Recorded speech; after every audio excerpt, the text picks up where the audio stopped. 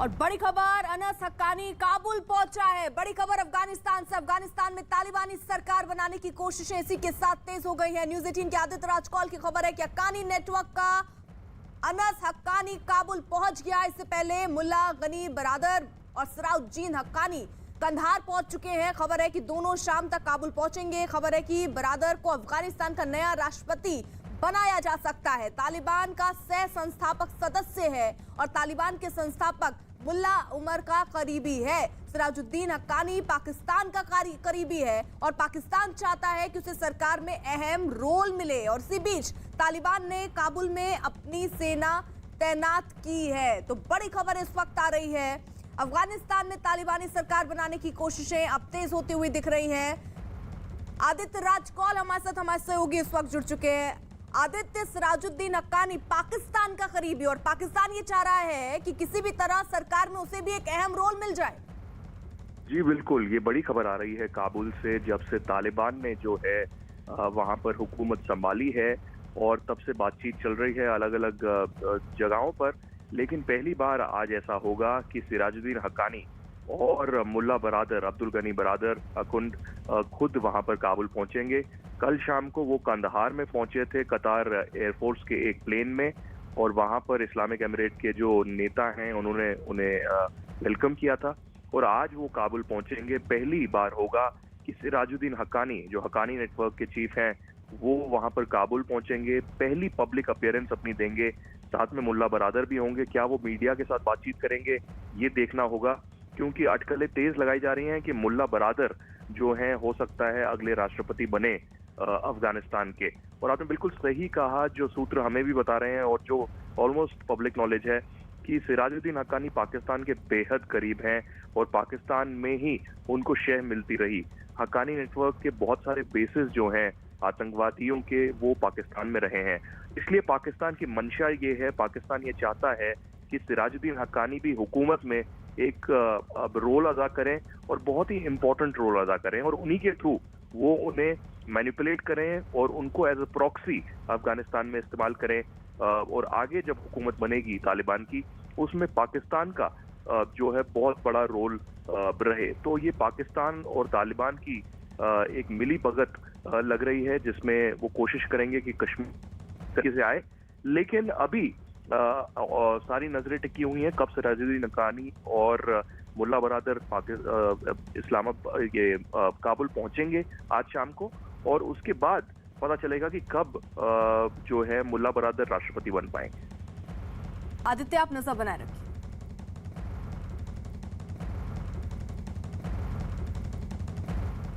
अफगानिस्तान में तालिबान की वापसी के बाद से ही वहां के लोगों में डर और दहशत का माहौल है। हर रोज तालिबानी जुल्म और जोर जबरदस्ती की तस्वीरें सामने आ रही हैं। अफगानी लोग डर के मारे या तो अपने घर में कैद हैं या फिर अपना मुल्क छोड़ने के लिए मजबूर हैं। 2 दिन पहले काबुल एयरपोर्ट से सामने आई तस्वीरों ने पूरी दुनिया को खौफ से भर दिया, क्योंकि अपने ही मुल्क से जान बचाकर भागने के चक्कर में 10 से ज्यादा अफगानिस्तानी नागरिक अपनी जान गंवा बैठे। लोग हर हाल में अफगानिस्तान से निकलना चाहते हैं, क्योंकि उनके जहन में 20 साल पहले के तालिबानी आतंक और दहशत की यादें आज भी ताजा हैं। अफगानिस्तान के न्यूज चैनल तुलु न्यूज के मुताबिक बड़ी संख्या में लोग काबुल एयरपोर्ट और उसके आसपास के इलाकों में इकट्ठा हैं। वह बड़ी संख्या में महिलाएं, बच्चे और दूसरे लोग देश छोड़ने की आस में यहां पर बैठे हैं। अफगानिस्तान में तालिबान की वापसी के बाद सबसे बुरा हाल महिलाओं का है, जो सख्त तालिबानी नियमों के बारे में सोचकर ही दहशत में है और अपनी जान बचाने के लिए घरों में ही कैद होकर रह रही हैं। काबुल के ज्यादातर हिस्सों में तो महिलाओं ने बाहर निकलना बंद कर दिया, क्योंकि उन्हें यह डर है कि घर से बाहर निकलते ही तालिबान आतंकी उन्हें अपना निशाना बना सकते हैं।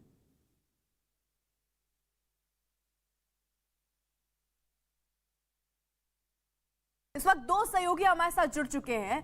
दिल्ली से नीरज कुमार हमारे साथ जुड़ चुके हैं और चंदन जजवाड़े भी हमारे साथ मौजूद है। चंदन, यानी जो लोग हैं वो खौफ में हैं, किसी भी तरह वो अफगानिस्तान को छोड़कर निकलना चाहते हैं। आपने तो कई परिवारों से बात की है जिनके अपने अफगानिस्तान में फंसे हुए हैं, क्या कह रहे हैं वो लोग? खड़ा कर देना। बिल्कुल, देखिए कुछ लोग हमारे साथ हैं, उन्हीं से पूछते हैं। ये बताइए कि आपकी फैमिली के लोग फंसे हुए होंगे, अभी बात होती है उनसे? नहीं, हाँ, बात नहीं होती, कनेक्ट ही नहीं होती उनके साथ। एक बार खड़े हो जाए। हाँ, क्या कह रहे हैं जो घर के लोग वहाँ हैं? किन्हीं से संपर्क हो पा रहा है, कांटेक्ट हो पा रहा है? नहीं।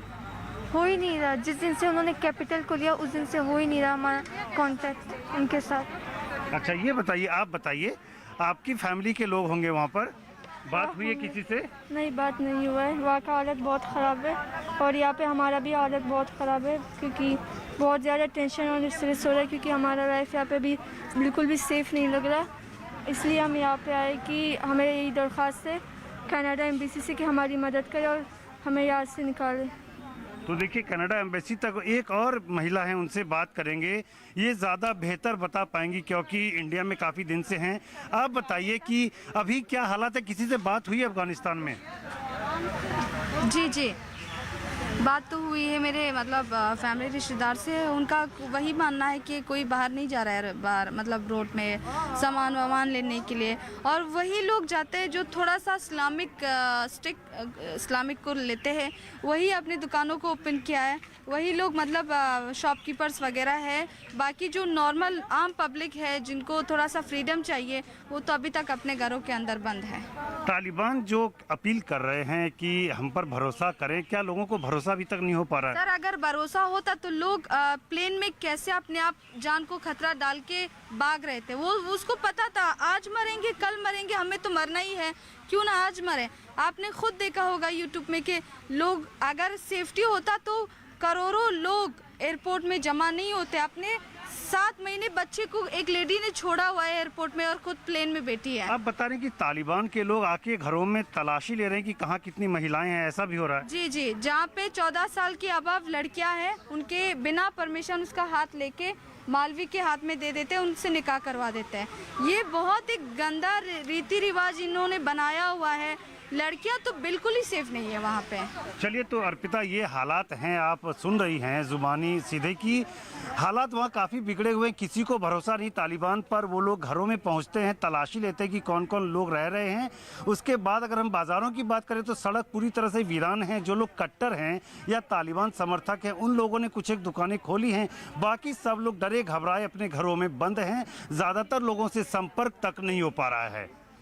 आप रहिए जरा सा। देखिए, अफगानिस्तान पर कब्जे के बाद तालिबान ने पहली बार मीडिया के सामने आकर अपनी बात रखी। तालिबान के प्रवक्ता ने प्रेस कॉन्फ्रेंस की और अंतर्राष्ट्रीय समुदायों की चिंता पर बात की। इसमें महिलाओं के प्रति उसका रवैया कैसा होगा, अंतर्राष्ट्रीय संस्थाओं संग वो कैसे संबंध रखना चाहता है, मीडिया के लिए उसने क्या नए नियम होंगे, इस बारे में बात की। तालिबान के प्रवक्ता ने साथ ही साथ अफगानिस्तान में मौजूद दूतावासों को भी नुकसान नहीं पहुंचाने का भरोसा दिया। इसके अलावा महिलाओं को शरिया कानून के तहत अधिकार और आजादी देने का वादा किया। तालिबान के प्रवक्ता ने कहा कि मीडिया को तालिबान के बनाए नियमों के तहत काम करने की पूरी आजादी होगी। इसके अलावा अंतर्राष्ट्रीय समुदाय से तालिबान को मान्यता देने की भी मांग की।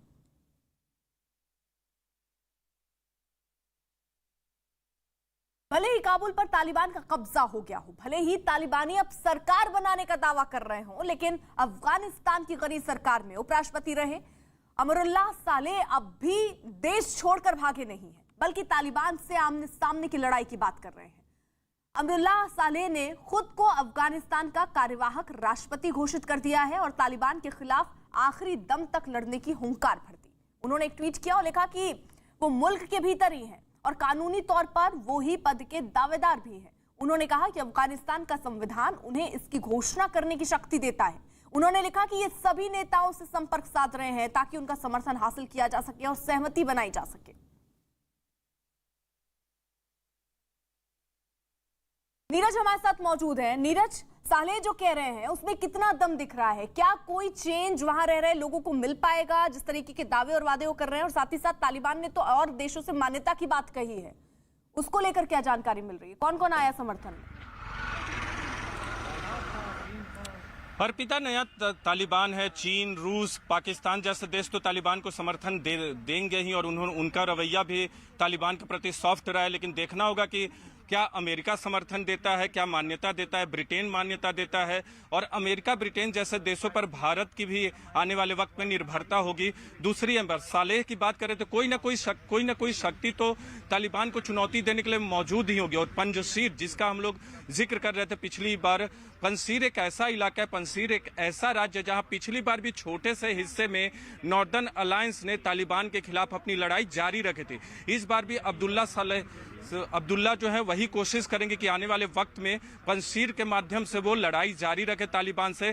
लेकिन तालिबान का कार्यकाल इस बात पर निर्भर करेगा, या तालिबान के दूसरे मुल्कों से संबंध इस बात पर निर्भर करेंगे कि उनका घरेलू जो टर्फ है, घरेलू अफगानिस्तान में वो किस तरह का रवैया अपनाते हैं महिलाओं के प्रति, बच्चों के प्रति और बाकी लोगों के प्रति। शरिया कानून लागू करेंगे, इसमें कोई दो राय नहीं है। मीडिया फ्रीडम की बात उन्होंने की है, बाकी जो पिछली बार तालिबान था उससे अलग हटने की बात की है उन लोगों ने। लेकिन आपको इंतजार करना होगा 6 महीने साल भर का कि अफगानिस्तान में क्या तालिबान जो है वो नया तालिबान पिछली तालिबान से अलग होगा या पिछली तालिबान का ही थोड़ा सा बदला हुआ रूप होगा। ठीक है, आप रहिए जरा साथ। अफगानिस्तान में तालिबान राज की वापसी के बाद वहां रहने वाले भारतीय मूल के लोगों और वहां काम के सिलसिले में गए भारतीयों में भी डर और खौफ का माहौल है। बड़ी तादाद में लोगों ने अपना घर बार छोड़कर गुरुद्वारे और दूसरी सुरक्षित जगहों पर शरण ले रखी है। भारत सरकार अफगानिस्तान में मौजूद भारतीयों की सुरक्षित वापसी के मिशन में जुटी हुई है। बीते 3 दिनों में करीब 300 भारतीयों को वापस लाया गया। पहले 15 अगस्त को एयर इंडिया के विमान से 129 लोग काबुल से वापस आए। 17 अगस्त को भारतीय वायुसेना के C-17 ग्लोबमास्टर विमान से 150 भारतीय वापस आए। 17 अगस्त को वापस आने वालों में काबुल में भारतीय दूतावास के अधिकारी और दूतावास की सुरक्षा में तैनात ITBP के 100 जवान शामिल हैं। अब भी बड़ी तादाद में भारतीय काबुल में फंसे हुए हैं जिनको लाने की कोशिश की जा रही है। दिक्कत इसलिए भी हो रही है क्योंकि तालिबान ने काबुल एयरपोर्ट से सभी कमर्शियल उड़ानें रोक दी। ऐसे में वायुसेना के विमान के जरिए भारतीयों को काबुल से निकालने का मिशन चलाया जा रहा है। अफगानिस्तान में रह रहे हिंदू और सिख समुदाय के लोगों ने भी भारत सरकार से मदद मांगी। केंद्र सरकार ने भी साफ कर दिया कि अफगानिस्तान में फंसे हिंदू और सिख समुदाय के लोगों को इमरजेंसी वीजा दिया जाएगा, उन्हें भारत में शरण दी जाएगी। साथ ही अफगानी नागरिकों को भी भारत में शरण दी जाएगी।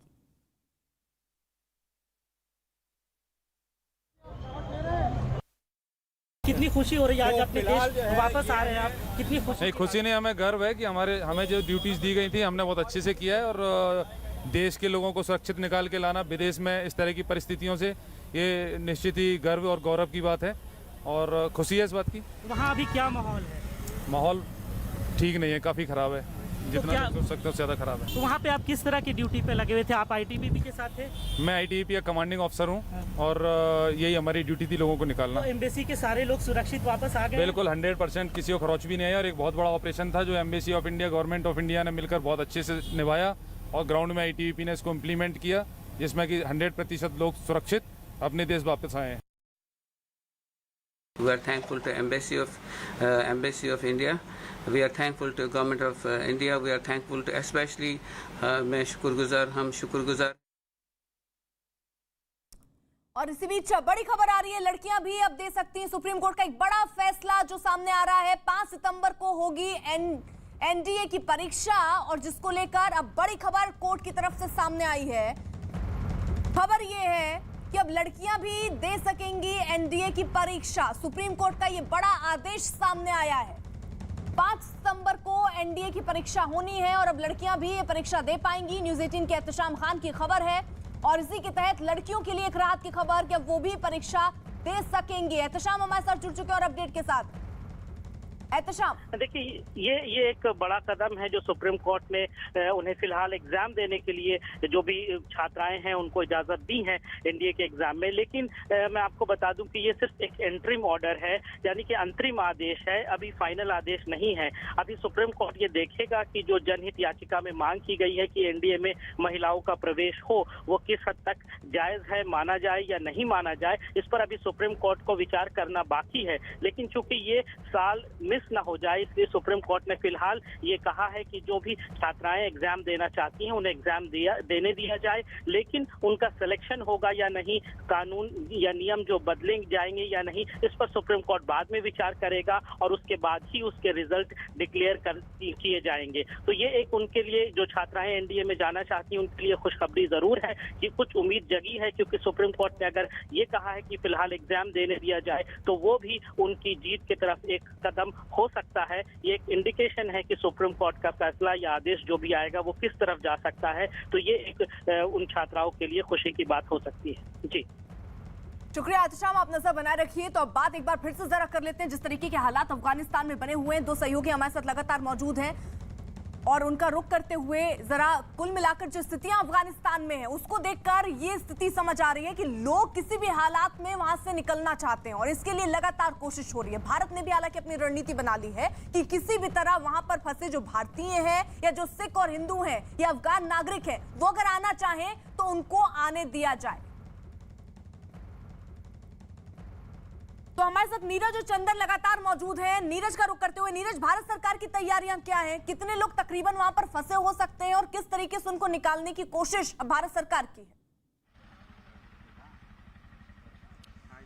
देखिए, भारतीय जो फंसे हुए उसको लेकर तो कल कैबिनेट कमेटी ऑन सिक्योरिटी की बैठक हुई थी। वहां जो राजदूत थे जो जिन्होंने वापसी की थी कल, वो खुद मौजूद थे, विदेश सचिव मौजूद थे। उन्होंने प्रधानमंत्री नरेंद्र मोदी को तमाम चीज़ों पे ब्रीफ किया और तमाम जो दूसरे अधिकारी थे, रक्षा मंत्री की बात करें, बाकी जो कैबिनेट कमेटी ऑन सिक्योरिटी की बैठक में शामिल लोग होते हैं, तमाम बड़े अधिकारी भी थे। विदेश मंत्री क्योंकि अमेरिका में, वो शामिल नहीं थे कल की बैठक में। तो भारतीयों के अलावा, देखिए, भारतीयों की संख्या तो बहुत अधिक नहीं है, लेकिन बाकी अफगानिस्तान के नागरिक जो चाहेंगे कि भारत की शरण ले, चाहे सिख हों या दूसरे अल्पसंख्यक समुदाय के लोग हों, तो उनके लिए भारत सरकार ने वीजा नियमों में परिवर्तन किया है। गृह मंत्रालय ने उन नियमों को लागू किया जाएगा। इसके अलावा ई वीजा की फैसिलिटी भी बढ़ा विदेश मंत्रालय की तरफ से उनके लिए, जो लोग या तो भारतीय नागरिक हैं या भारतीय नागरिक के अलावा जो अफगान के नागरिक हैं, भारत में आना चाहते हैं तालिबान के सत्ता में आने के बाद, तो भारत की तरफ से तमाम फैसिलिटी दी गई है। इसके अलावा जो इस वक्त भारत में मौजूद है अफगानिस्तान के रिफ्यूजी, उनके लिए भी भारत सरकार जो है तुरंत किसी तरह का दबाव नहीं देगी। जिनका वीजा एक्सटेंशन होने में दिक्कत हो रही है, उसकी तमाम सहूलियतें जो हैं वो देने की कोशिश की जाएगी। देखना होगा कि आने वाले वक्त में, अभी थोड़ा इंतजार करना होगा, क्योंकि अब से थोड़ी देर पहले, अर्पिता, मैं इस वक्त अफगानिस्तान एम्बेसी के बाहर हूं।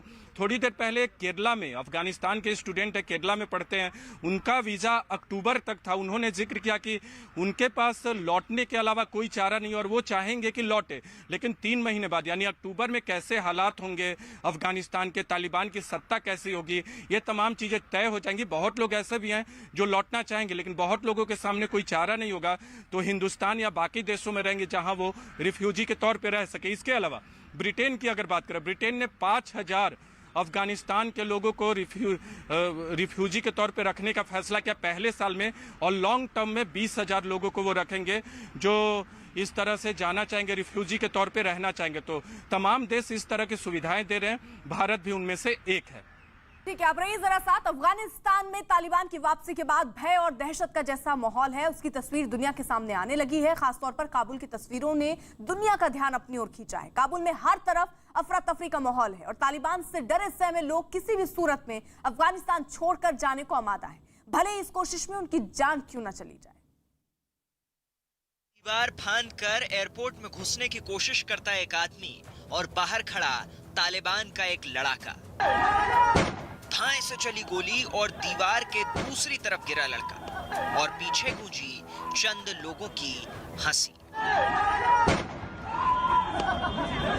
अफगानिस्तान में किस तरह की अफरा तफरी है, इसे सैटेलाइट से ली गई काबुल की तस्वीरों से समझा जा सकता है। इनमें सड़कों पर इधर उधर भागते लोगों की तस्वीरें हैं, गाड़ियों से सड़क जैम है, एयरपोर्ट पर विमानों के आसपास लोगों की भीड़ है। कुल मिलाकर ये तस्वीरें तालिबान के दस्तक के बाद लोगों के दहशत की मुनादी करती हैं। विमानों की आवाजाही की हलचल से ही हजारों लोग एयरपोर्ट पर नजर आने लगे। इन लोगों को तालिबान के राज में मरने से बेहतर अफगानिस्तान छोड़ने की राह में मौत मंजूर है, लेकिन वहां रहना नहीं। रनवे पर उतरते और उड़ान भरते विमानों की चपेट में आने के खतरे के बावजूद सैकड़ों लोग अफगानिस्तान से किसी भी तरह बाहर निकलने की ताक में नजर आए। ऐसी ही तस्वीर एक दिन पहले भी नजर आई थी। कई तस्वीरों में विमान पर चढ़ते लोगों का हुजूम दिखा था। कुछ तस्वीरों में कुछ लोग विमान की छत तक पर नजर आए थे। एक तस्वीर तो ऐसी भी दिखी थी जिसमें चलते विमान से 2 लोग आसमान से गिरते दिखे थे। अब उस तस्वीर की वजह सामने आई है। जिस विमान से 2 आदमी गिरते दिखे थे, ये उसी विमान की तस्वीर है। इस विमान में किस तरह क्षमता से ज्यादा लोग सवार थे, ये उसका सबूत है। बताया गया कि तालिबान के कब्जे के बाद देश छोड़ने की बदहवासी में एयरपोर्ट पर मौजूद लोगों ने अमेरिकी विमान को देखा तो रनवे पर चलते विमान के साथ दौड़ लगाने लगे। जैसे ही विमान के रुकने के बाद दरवाजा खुला, करीब 800 लोग उसमें जबरन सवार हो गए। एक अधिकारी ने दावा किया कि विमान में 650 अफगान सवार हुए। हालांकि विमान में केवल 134 लोगों के लिए ही जगह थी। उनके अड़ियल रुख के बाद अमेरिकी सेना ने विमान से 134 लोगों की सीटें हटाई, जिसके बाद सभी फर्श पर बैठ गए। बताया गया कि क्रू ने लोगों की बेचैनी को देखते हुए उन्हें बाहर नहीं निकाला और उनके साथ ही उड़ान भरने का फैसला किया। विमान के फर्श पर सभी लोगों के बैठ जाने के बाद पायलट्स ने विमान के टेक ऑफ का फैसला किया। हालांकि विमान के पायलट्स को पता भी नहीं चला कि बाहर भी पहिए और डैनों पर लोग चिपके हुए थे। इसलिए जब विमान ने उड़ान भरी तो इनमें से 3 लोग काबुल एयरपोर्ट के पास रिहायशी इलाकों में ऊंचाई से गिर पड़े। अमेरिकी सेना ने इस रेस्क्यू ऑपरेशन को लेकर अब तक कोई आधिकारिक बयान नहीं दिया है, लेकिन अगर इसकी पुष्टि हो जाती है तो मिलिट्री विमानों के इतिहास में ये एक रिकॉर्ड होगा। इसके पहले सन 2013 में जब फिलीपींस में भयंकर तूफान आया था, तब अमेरिका ने अपने C-17 विमानों के जरिए एक साथ 670 लोगों को बाहर निकाला था। काबुल के सच को केवल एयरपोर्ट और विमानों की तस्वीरें ही नहीं बताती। काबुल में राष्ट्रपति भवन पर भले ही अभी भी अफगानिस्तान का झंडा फहरा रहा हो, लेकिन वहां की सड़कों से लेकर दूसरी जगहों पर तालिबान के झंडे दिखने लगे हैं। तालिबान के कहने और करने में फर्क है। तालिबान के जो स्पोक्स पर्सन सोहेल सईन या जो इनके मुल्ला अब्दुल गनी ब्रदर कुछ बोल रहे हैं, मगर ग्राउंड पे जो इनका कैडर है उनकी सोच विचार बहुत अलग है और लोगों में एक डर है। और उनको याद है वो 1996 से 2001 का पीरियड जब तालिबान ने एक प्रकार से शरिया लॉ लेके आए थे और इतनी रिस्ट्रिक्शन लगाई थी औरतों के लिए। औरतों को तो उन्होंने जानवर से भी मतलब कि बेहतर ज़्यादा ट्रीट किया था। तो अब सब डरे हुए हैं, वो सोच रहे हैं कि ऐसा रूल दोबारा आ जाएगा। हालत ये है कि एक दिन पहले राष्ट्रपति भवन में हथियारों के साथ तालिबान के लड़ाके और नेता नजर आए। काबुल के बाकी हिस्से में डर की वजह से बाजार बंद रहे, दुकानें बंद दिखी और तालिबान के झंडे लगे वाहन दौड़ते रहे। सड़कों पर हथियार लेकर तालिबान के लड़ाके घूमते दिखे और लोग तमाशबीन की तरह उन्हें देखते रहे। अफगानिस्तान में जिस तरह हालात बद से बदतर हो रहे हैं, लोगों की चिंता बढ़ती जा रही है। भारत में रह रहे अफगानी नागरिक अपने रिश्तेदारों के लिए चिंतित हैं। तालिबान का खौफ लोगों पर इस कदर हावी है कि लोग अगले पल का भरोसा नहीं कर पा रहे।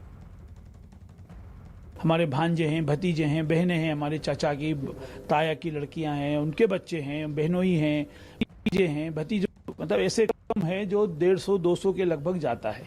और वो लोग, उनके चिंताएं बनी हुई हैं, फ़ोन आ रहे हैं, घबरा रहे हैं, हम भी उनकी खैरियत ले रहे हैं। हमारी नज़रें भी टीवी पे लगी हैं, थोड़ी थोड़ी देर में टीवी चला के देख रहे हैं। बहुत गलत हो रहा है, जो बच्चों के साथ सब परेशान, जो परेशानियाँ आ रही हैं, औरतें परेशान हैं, मतलब निकल नहीं पा रही हैं, क्योंकि हमारे साथ तो पर्दा बहुत ज़्यादा है, सब औरतें निकलती नहीं है बाहर, और सब बेपर्दगी हो रही है कि वो लोग बाहर निकलना पड़ रहा, लोगों के सामने आना पड़ रहा।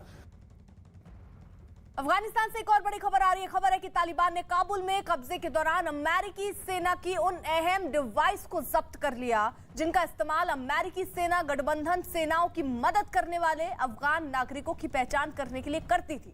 अमेरिका की सेना से जुड़े कुछ पूर्व अधिकारियों का मानना है कि इन डिवाइस की मदद से तालिबान के हाथ कई अहम जानकारियां लग सकती हैं।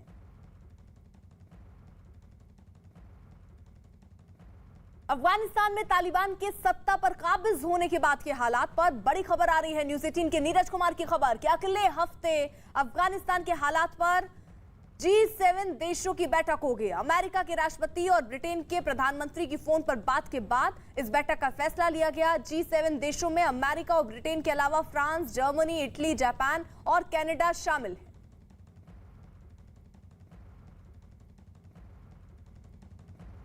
और एक और बड़ी खबर उत्तर प्रदेश से आ रही है। न्यूज़ 18 के अजीत सिंह की रिपोर्ट है कि संभल से समाजवादी पार्टी के सांसद शफीकुर रहमान बर्क के खिलाफ केस दर्ज हुआ है।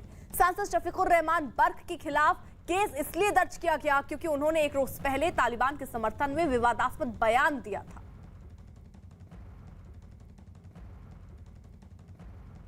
संभल सांसद डॉक्टर शफीकुर रहमान बर्क व 2 अन्य व्यक्ति फैजान चौधरी व मोहम्मद मुकीम के विरुद्ध अभियोग पंजीकृत किया गया है।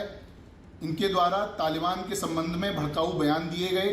एक प्राइवेट व्यक्ति श्री राजेश सिंघल द्वारा लिखित तहरीर देकर यह बताया गया कि डॉक्टर बर्क द्वारा एक मीडिया ब्रीफिंग में तालिबान की तुलना भारत के स्वाधीनता सेनानियों के साथ की गई तथा उसकी जीत पर खुशी मनाई गई। अतः उपरोक्त लिखित तहरीर के आधार पर उपरोक्त तीनों व्यक्तियों के विरुद्ध धारा 124A, 153A व 295A IPC के अंतर्गत अभियोग पंजीकृत किया जा रहा है।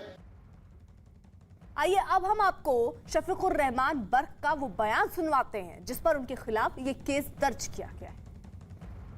हमारा देश जब अंग्रेजों के कब्जे में तो सारा हिंदुस्तान आज़ादी के लिए लड़ रहा था। अब वहाँ का भी अब अमेरिका ने कब्जा कर रखा, पहले रशिया में था, फल जगह उनका भी कब्जा, वो भी आज़ाद रहना चाहते, अपने देश को आज़ाद करना चाहते। तो अपने देश को आज़ाद करने के लिए तालिबान के ज़रिए से, और तालिबान एक ताकत है, और वो उसने अमेरिका को के पाँव नहीं जमने दिए, रशिया के नहीं जमने दिए। जब भी कोई किसी तो बहरहाल वो अपने देश को खुद चलाना चाहते हैं।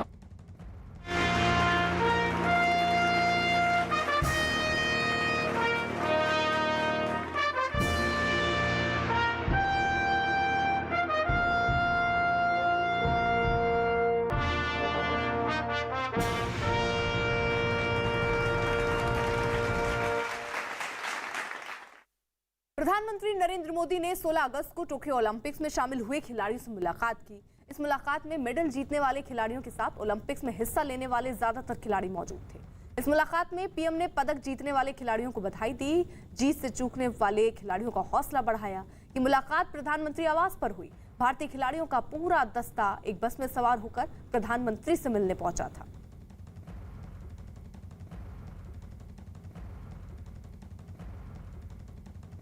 पीएम ने बैडमिंटन खिलाड़ी पीवी सिंधु को ओलंपिक्स में उनके शानदार खेल के लिए बधाई दी और हौसला बढ़ाया। इस दौरान पीएम मोदी ने सिंधु को उनकी पसंदीदा आइसक्रीम भी खिलाई।